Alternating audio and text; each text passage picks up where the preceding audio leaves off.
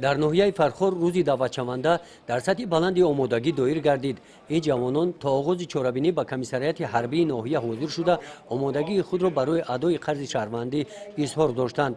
در این روز 150 نفر جوانان سین دعوتی بعد گذاشتن از کمیسیون تیبی در چاره‌بینی فرهنگی بخشیده به روزی دعوتشونده اشتراک نمودند.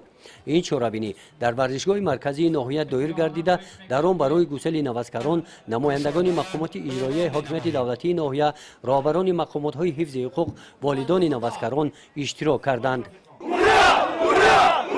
در جمع آمد دانا نخست رئیس ناحیه فرخور بخشیده به روزی دعوتشونده قید نمودند که این جوانان باننگ و ناموس با مسئولیت بلند، اراده مستحکم، صداقت و محبت به وطن دارند.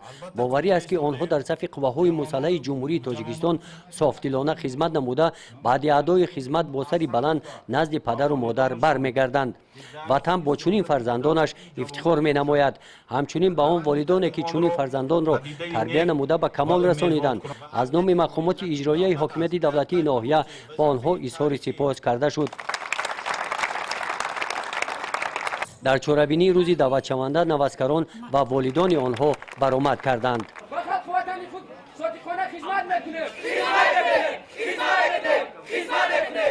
در قسمت فرهنگی چاره‌بینی کارمندان بخش فرهنگ ناحیه با برنامه رنگین ایدانه نزد نوسکران برآمد کردند. با رعایت عنعنه‌های ملی چاره‌بینی روزی دعوتشونده در ناحیه فرخور انجام یافت.